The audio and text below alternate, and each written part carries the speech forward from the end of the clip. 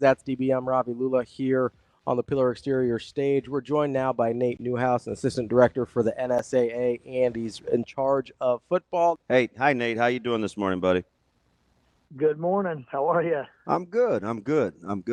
Hey, hi. I got on a as we transition, man. How difficult has this last year and a half, 2 years been?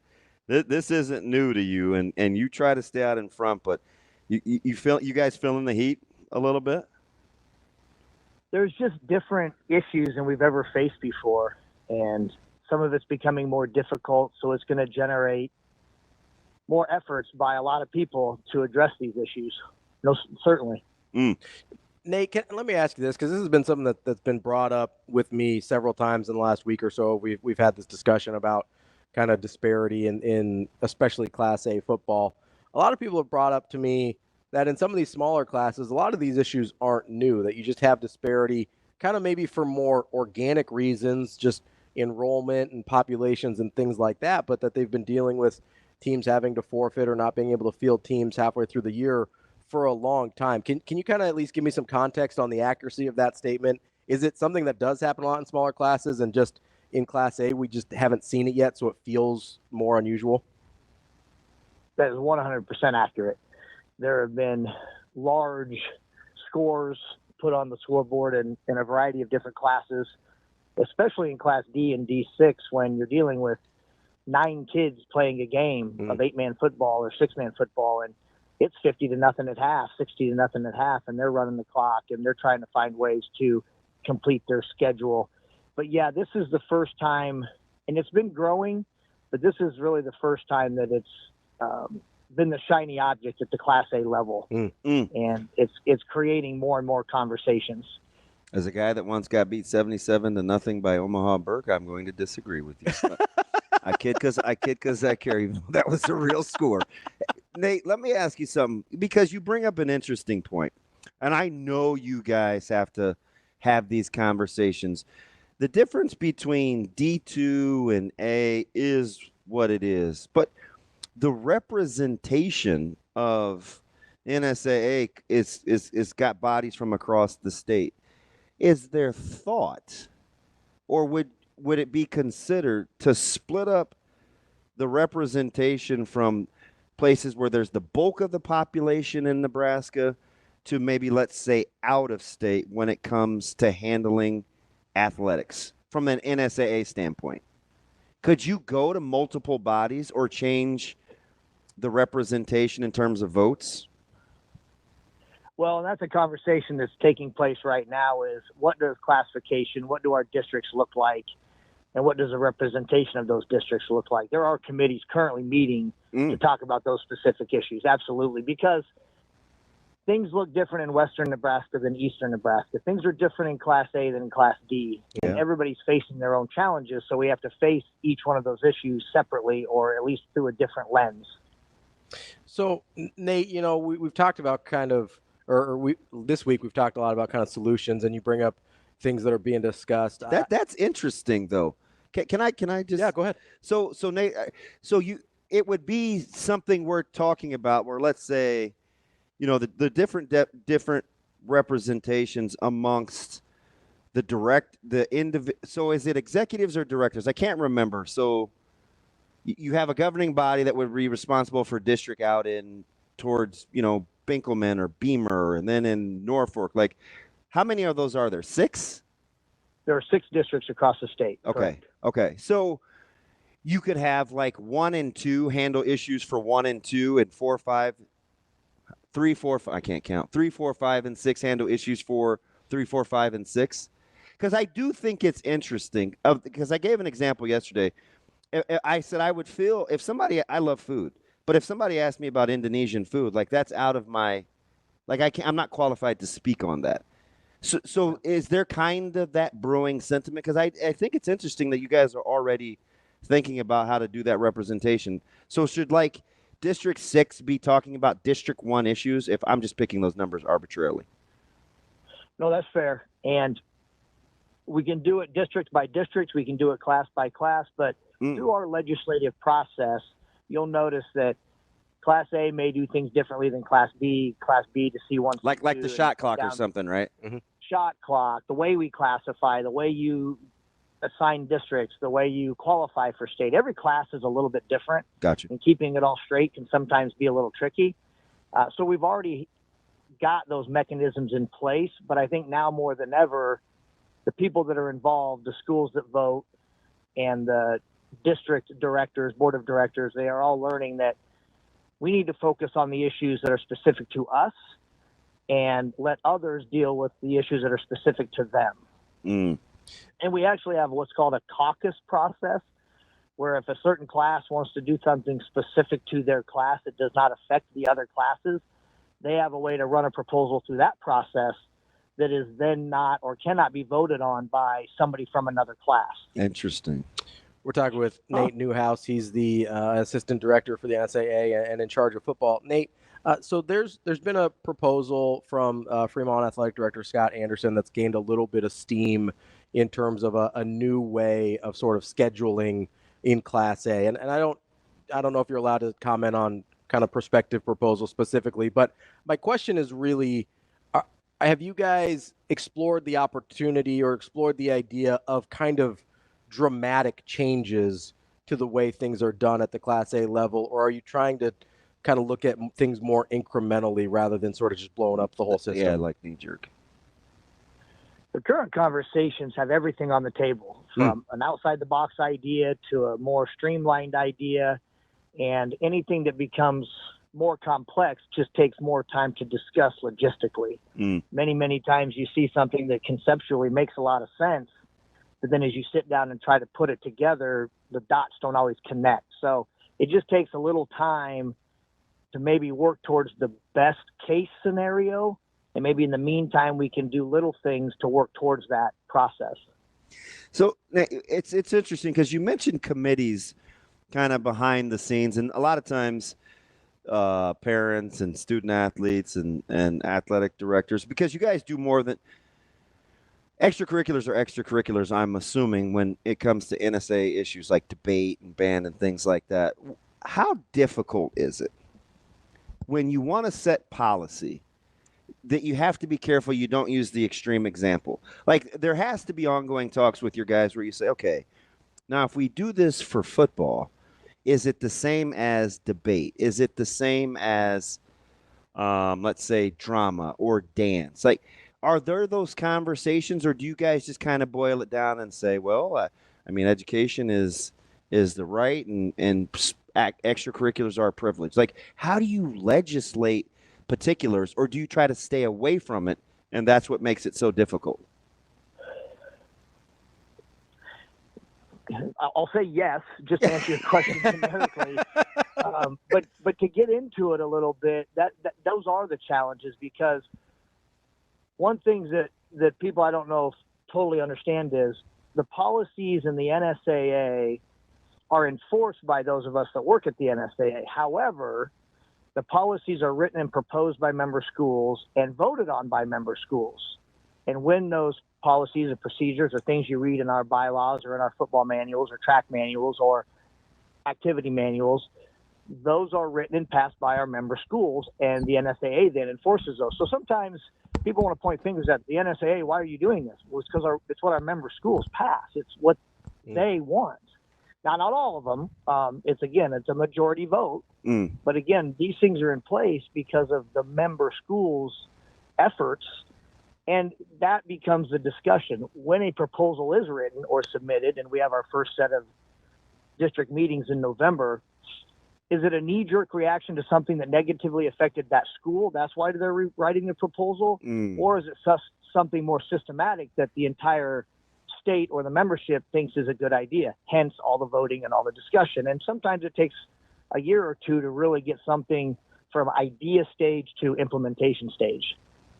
Nate, I've been wondering this, and since you're in charge of football for the NSAA, you've got a unique perspective here. But I mean, we see I've been involved in high school athletics, kind of in different areas for a decent chunk of time. Like, we see whether it's baseball, people getting their heads beat in, or basketball, these crazy lopsided scores. Is football different because of just the physical nature of the actual sport that it bothers us more? Because I mean, I've seen like 20 some runs hung on a baseball team and it's over after 4 innings and everybody's cool with it. But it happens in football. Like, is it just the physical nature of the sport I saw Benson and Gretna East that bothers us more? Probably. Yeah, I think you're onto something there. When you lose a baseball game or a basketball game, it might be embarrassing and you might lose by 30 points and it might hurt your ego, but it probably doesn't break your leg or give you a concussion. Where football is dangerous, and when the teams don't match up, it does create a different discussion. Absolutely. So, Nate, while we are solving all the world's problems, I know. So because what we'll get like in our inbox or via social media or whatever is, well, the NSAA, you got to stop defending that they enforce policy and they're the Roger Goodells of the NFL, because Roger Goodell will suggest things to the ownership groups and then they can vote on it, and it's not always what comes to him. How do you deal with when you guys think you have a good idea, but it hasn't been proposed by the charter member schools that gets conversations going? Because you guys typically, you talk. Does it go out of order? Because I sometimes I think there's this perception, and this isn't a word that I would use in talking to you normally, but it's that they hide behind the charter member policy to not act on things. Fair or foul? Well, I understand that, and I've been on the back end of that accusation before. And yeah, right. Like you can speak to this probably better than most. And sometimes that is just the harsh reality. There may be a policy or a bylaw or something that we do at the NSAA that you don't agree with or I don't agree with, but it's not for me or you to agree with. It's for me to enforce because it's written in our bylaws.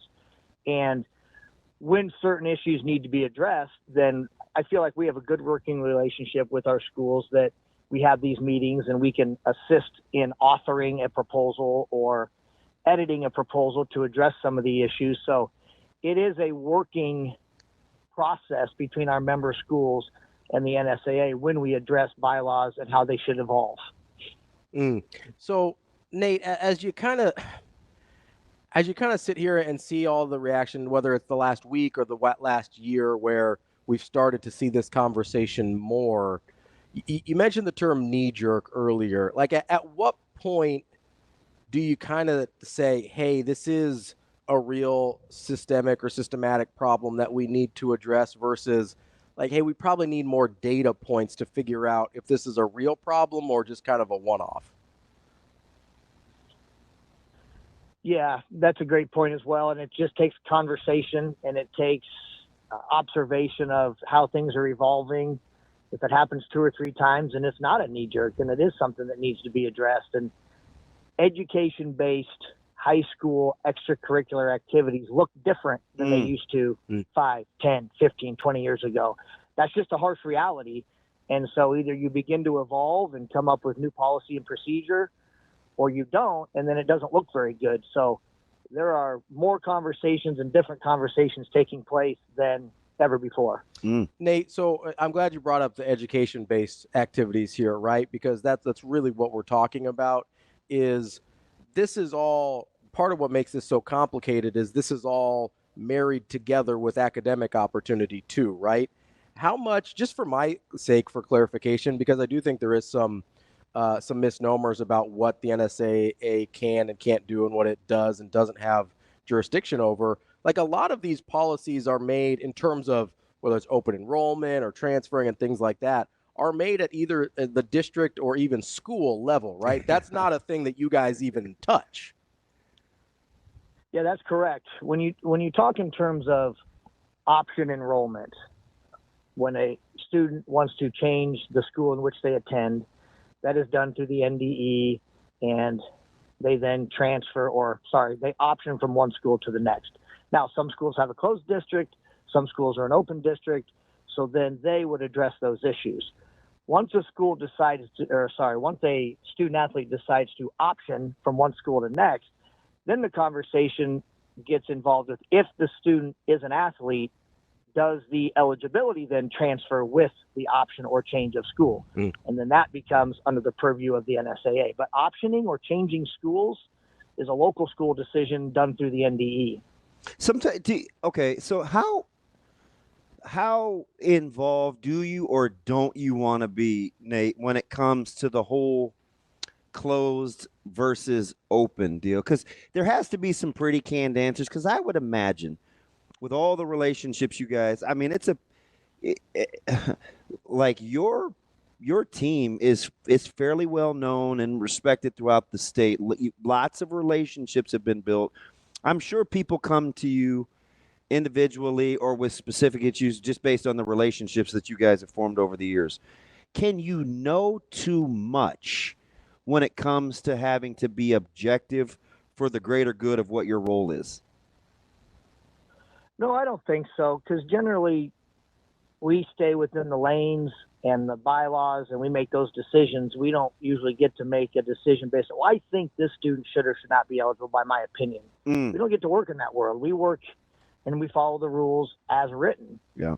And whether a school district chooses to have an open or closed district, that is their decision based upon their attendance numbers and do they have the ability or resources to continue to educate more students. And so sometimes they decide to close or open their district based off their resources. So those aren't the kind of things we get involved in. And sometimes we're backed into a corner and we have to make decisions based upon what the words say in our bylaws. Go ahead, Ravi. Nate, is there ever a point where, because this is something I think about a lot, whether it's with this issue or other issues, is there a point where you just kind of have to say, hey, like, we want to provide certain opportunities to the most kids possible.